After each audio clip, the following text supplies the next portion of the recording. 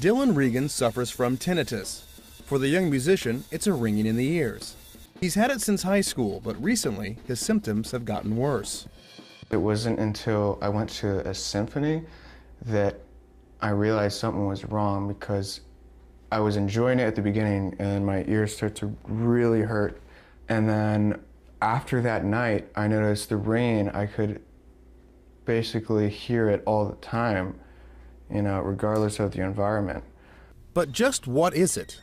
Tinnitus itself is generally characterized as a sound that people hear in their ears, usually a hissing or a ringing sound. Sometimes it's chirping noises as well. And generally speaking, patients can have it for very short periods of time. Some patients can have it for very long periods of time. And it's for this last group that the condition can be life-changing. This hasn't just affected my musical life, but it's affected virtually every aspect of my life. Because it's like almost every environment is going to have some sort of sound that's painful to me. Exposure to loud noises usually triggers tinnitus, but there are other causes as well. So some of the things would involve some specific medical conditions, potentially some vascular disorders.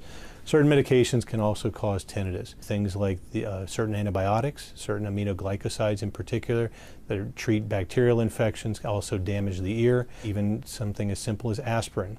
It can also be caused by a faulty brain-ear connection. There are mechanisms within the brain and within the ear itself that actually act to amplify sound. And so that's another possible theory as to what happens, is that when you're in the quiet environment, your brain says, I should be hearing something. And what it does is it tells the ear system to amplify a little bit more. And so we develop those sounds that we normally wouldn't hear, but all of a sudden they become noticeable for us.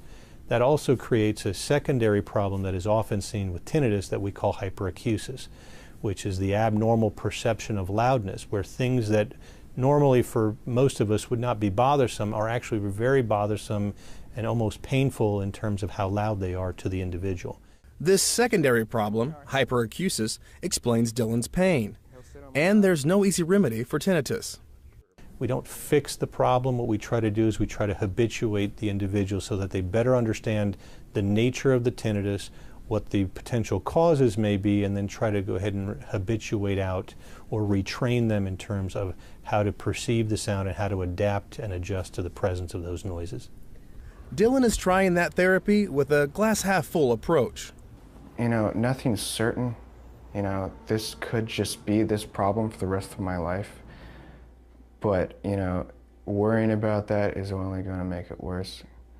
So there's always the possibility of it getting better. And I think as long as I'm actively working towards that, working towards making it better, doing the therapy, that, I guess there is some light at the end of the tunnel. Adam McCoy, CNN.